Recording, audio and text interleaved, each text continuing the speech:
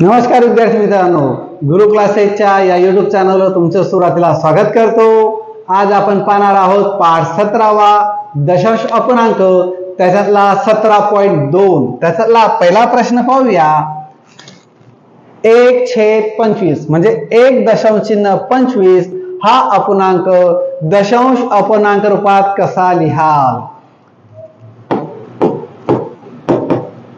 आता सगळ्यात महत्त्वाचं तुम्हाला सांगितलेलं आहे 10 किंवा 10चा पटीतील संख्या खाली दशांश चिन्ह काढत असताना असल्या पाहिजे। मग एक तर खाली 10 हवे, 100, 1000, 10,000 किंवा 1,00,000 याचा पटीत।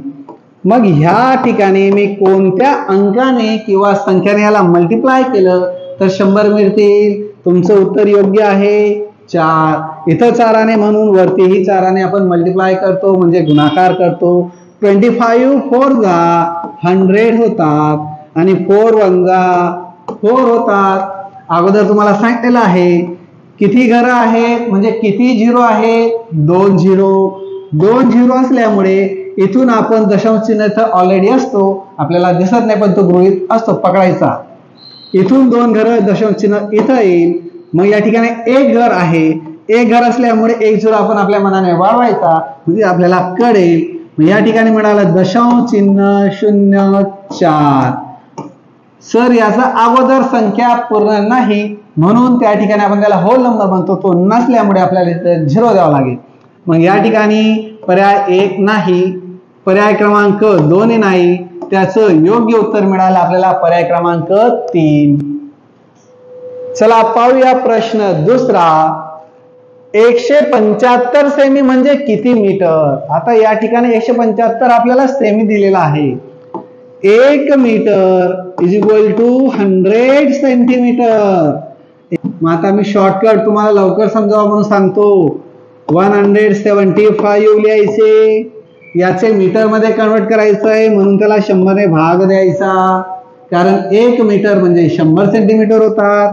या ठिकाणी 2 झिरो आहेत म्हणून इथून राईट साइड कडे लेफ्ट साइडला 2 घर आपण इकडे सरकूया लेफ्ट साइडला। 1/75 हे याचं योग्य उत्तर मिळालं, पर्याय क्रमांक 1 त्याचं योग्य उत्तर। पुढचा प्रश्न आहे तिसरा। पुढील पैकी 2.50 या अपूर्णांकाशी सममूल्य असणारा अपूर्णांक कोणता? सममूल्य म्हणजे काय? त्याची किंमत आणि खाली पर्यायामधली किंमत योग्य सारखी असली पाहिजे। 2.25 2.25 हे नाही, हे आहे 2.25। 2.5 हे 2.5 आहे म्हणजे योग्य उत्तर मिळालं आपल्याला 2.5। पुढे जायची आवश्यकता नाही। पुढचा प्रश्न आहे चौथा। त्या अगोदर विद्यार्थी मित्रांनो, व्हिडिओला लाईक आणि सबस्क्राईब करायला विसरू नका, म्हणजे येणारे व्हिडिओ जे महत्त्वाचे असतील ते तुम्हाला लगेच क्विकली तुमच्या मोबाईलवर मिळतील। पुढचा प्रश्न आहे चौथा। 0.17 हा दशांश अपूर्णांक कशा प्रकारे लिहिता येणार नाही? 2023 ला आलेला हा प्रश्न कशा प्रकारे लिहिता येणार नाही ते अगोदर समजून देतो। या ठिकाणी 100 पैकी 17 आहे, तर या ठिकाणी 100 वर 2 झिरो आहे म्हणून इथं 2 घर आपण राईट साइड कडून लेफ्ट साइड कडे येऊया म्हणजे इथे दशांश चिन्ह येईल, म्हणजे 0 आपण सुरुवातीला देतोच आणि हा दशांश चिन्हानंतर 17 म्हणजे ह्या पद्धतीने हा लिहिता येत आहे। जो लिहिता येतोय योग्य आहे तो आपल्यासाठी अयोग्य आहे, कारण आपल्याला ते विचारलेलं आहे कोणता नाही। दुसरा, यांची जर बेरीज केली 10 अधिक 7 आणि खालचा जो छेदस्थानचा अंक असतो तो आपण एकाच वेळेस लिहितो, यांची बेरीज केली तर हेच उत्तर येतं आणि हेच उत्तर आलं की हेच याचे उत्तर मिळणार आहे, म्हणजे दुसराही आपलं योग्य उत्तर नाही।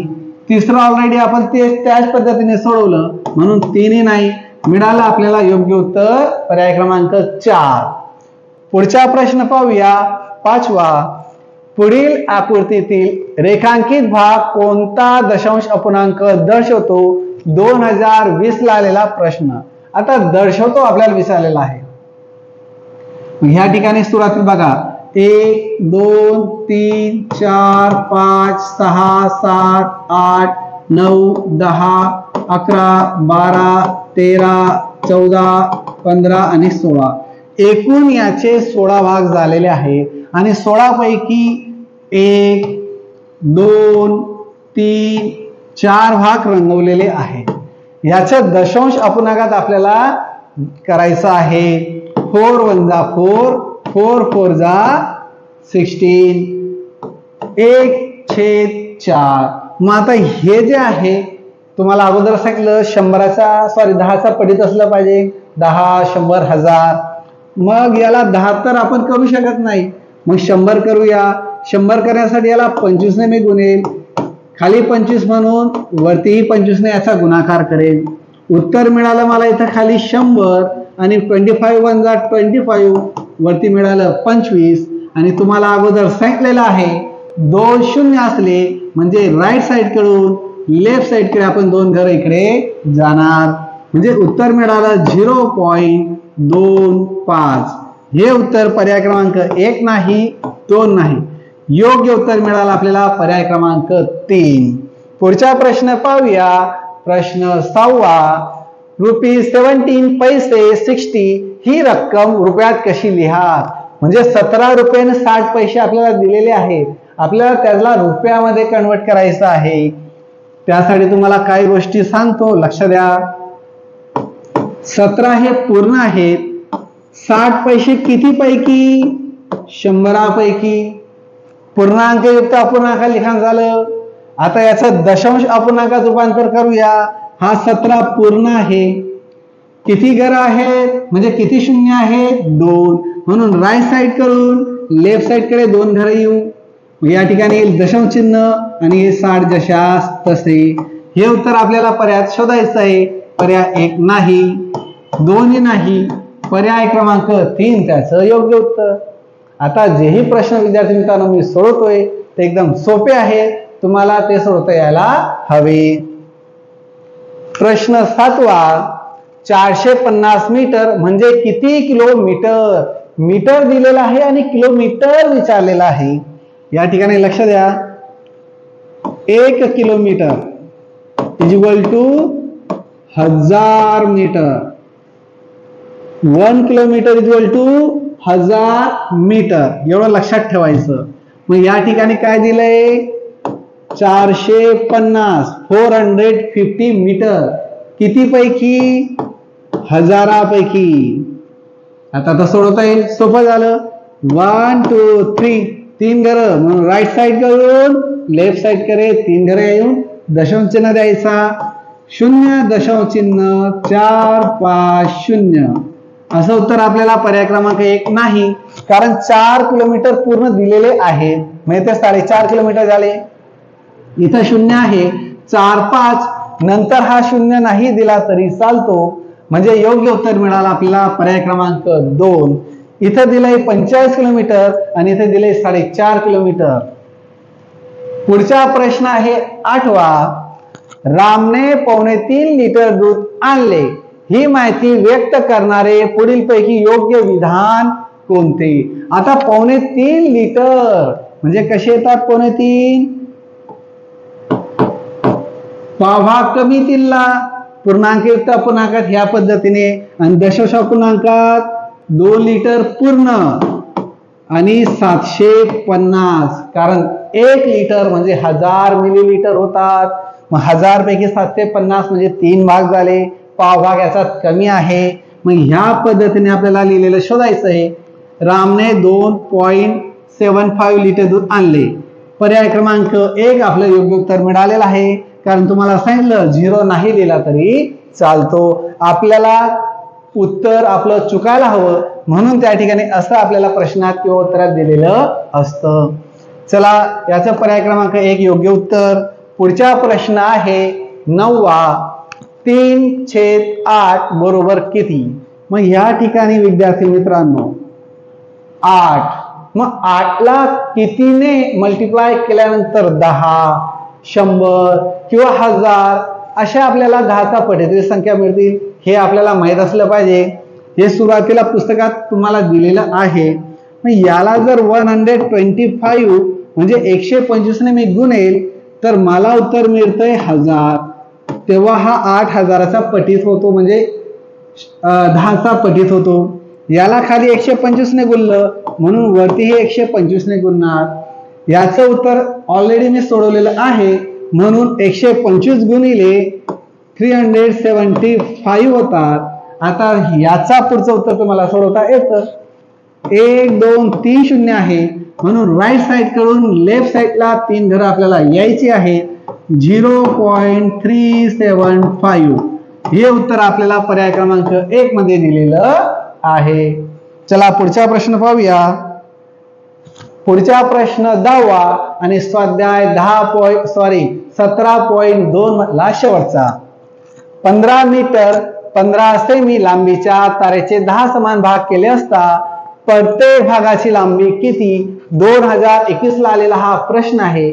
मी हे दोन पद्धतीने तुम्हाला सोडून देतो, एक लॉंग कट एक शॉर्टकट.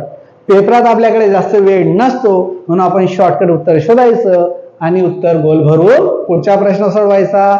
आता मी सुरुवातीला लॉंग कट तुम्हाला सोडवतो. पहा लॉंग कट पद्धतीने इथं काय दिलेलं आहे? 15 मीटर आणि तुम्हाला माहित आहे 1 मीटर म्हणजे 100 सेंटीमीटर. हे झाले 1500 सेंटीमीटर. ऑलरेडी या ठिकाणी 50 सेंटीमीटर दिलेले आहेत म्हणून इथे लिहिले 50. यांची बेरीज करायची. 0 5 5 1 1550. याला 10 समान भाग करायचे म्हणून 10 ने मी भाग देईन. 10 वजा 10. 15 मधून जर 10 गेले तर 5 उरतात. पुढचा 5 जशास तसा. 10 5 जा 50. 5 हा जसाच तसा. 5 मधून 5 गेले 0. हा पुढचा 0 इथं खाली उतरवला तर 10 5 जा पुन्हा 50 0 0. उत्तर मिळालं आपल्याला 155 सेंटीमीटर. पर्याय क्रमांक 1 याचं योग्य उत्तर. आता शॉर्टकट पद्धतीने कसं सोडवायचं तेही आपण पाहून घेऊया. पहा हे तर तुम्हाला माहित आहे. हे आहे 1550. आता कितीने भाग द्यायचा? बरोबर 10 ने. म्हणून इथे लिहिणार मी खाली 10 आणि काटाकाटी तुम्हाला येते. हा 0 गेला हा 0 गेला. उत्तर काय मिळालं? 155. असं उत्तर तुम्ही फक्त 20 ते 25 सेकंदात काढू शकता. म्हणून ह्या पद्धतीचा वापर करा आणि लवकर प्रश्न सोडवून छान मार्क मिळवा. पुढे व्हिडिओ कंटिन्यू पाहण्यासाठी सबस्क्राईब करा. धन्यवाद.